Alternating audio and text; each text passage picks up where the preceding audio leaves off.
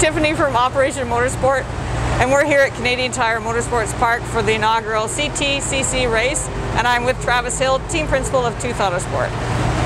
Hi, Thanks Travis. for having me. What? Thanks for having me. You're welcome. So, as you can see, we're all masked up. It's a little bit hard to breathe in some of them. So I just wanted to ask you a couple of questions about back to racing, and I know that you guys have done some track days. How does it feel to actually be back in the heat of it? Oh, we missed it. We really missed it.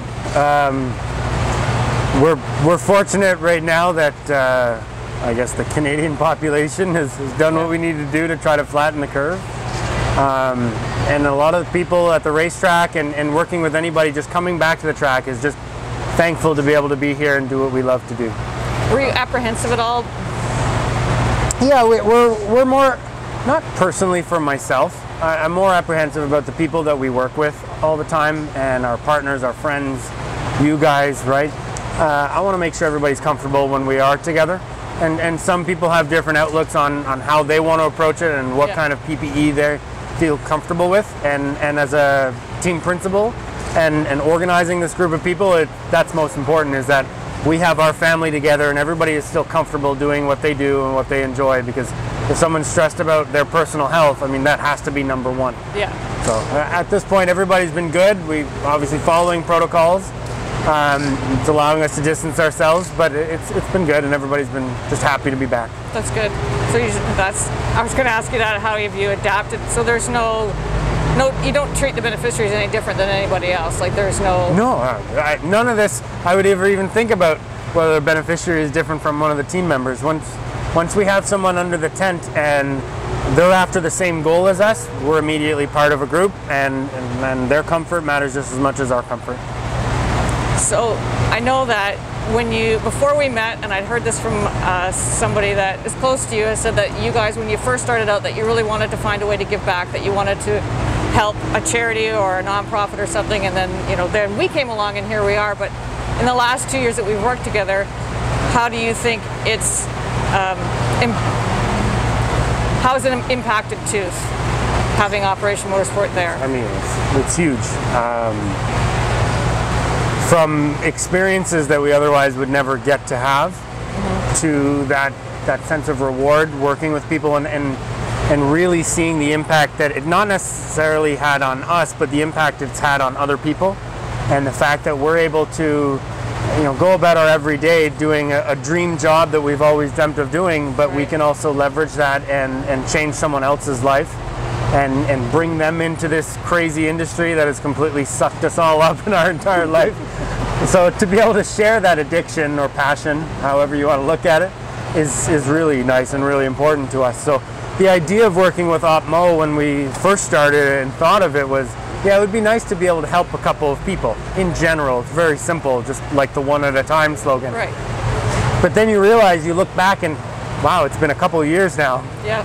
We've thrown a lot of OpMo stickers on a lot of cars and worked with a lot of different people and learned a lot ourselves and impacted a lot of people. So as a whole, it's had a huge change on how we approach our race weekends for the last 2 seasons.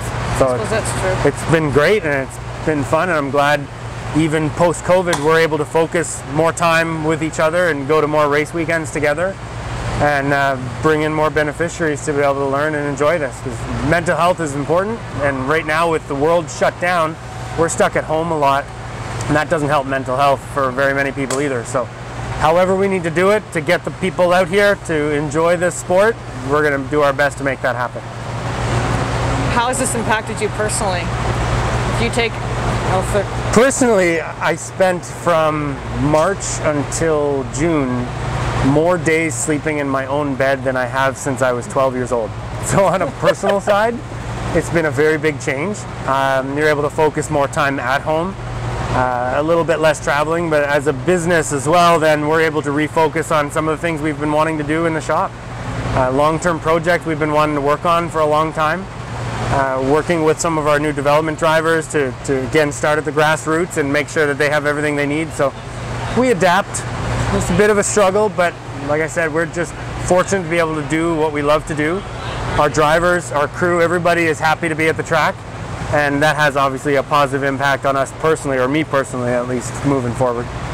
So you have two beneficiaries with you this weekend that have been with you for quite some time. If you could pick one thing out of both of them that you've seen improve, what would you say it would be? It's confidence and feeling part of that group. We have Dale and Theo. Dale's been with us for a couple of years. Theo's been with us for a couple of years. They're two of the earliest beneficiaries we ever brought into our program. And watching Theo evolve as an engineer and supporting the team and working with our drivers and understanding processes, and now being able to take ownership in it. Now he's been a couple seasons. He knows the groove and what we go throughout the weekend. So he can start adding ideas of his own and owning that process of his role, which is a very unique transition for somebody coming in as initially they feel like a guest or someone just joining the team as a beneficiary, and now they really are part of a team and they're one of the pillars.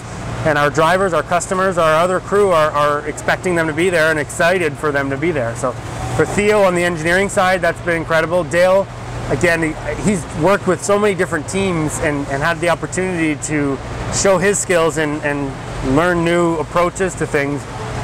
He's just as good as any of the techs when we're doing, fuel pump outs, prepping brakes for a brake change, tire prep, all that stuff, coming to the grid, loading the golf cart. I wouldn't know he was with OpMo if I didn't see the logo on his shirt or obviously knew that history of us working with him. So that's been extremely rewarding as a team principal as well, to see that our program and everyone is lifting up together and improving and evolving together over multiple seasons, not just over individual weekends. Yeah.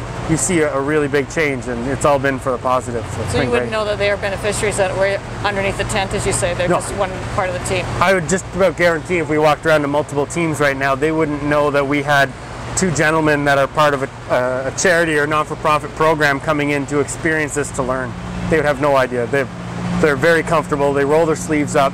And that's the mentality, and that's the type of person that often comes from Operation Motorsport. That's that military mentality to being as prepared and capable as possible. And that's a big asset to a racing organization as well. So we love having them. But it says a lot about you and Trevor, for the opportunities that you provide underneath the tent and the experiences and the support that you provide.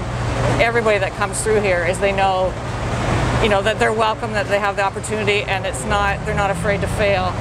Yeah. And I've told everybody, and I know we're in the middle of an interview, but everywhere we go with all the other teams that we talk about you guys as our Canadian partners, and that you are the best example of what a Canadian is, both you and Trevor. You're very kind, you're very welcoming, and you've done so much for us at Operation Motorsport, so I want you to know that.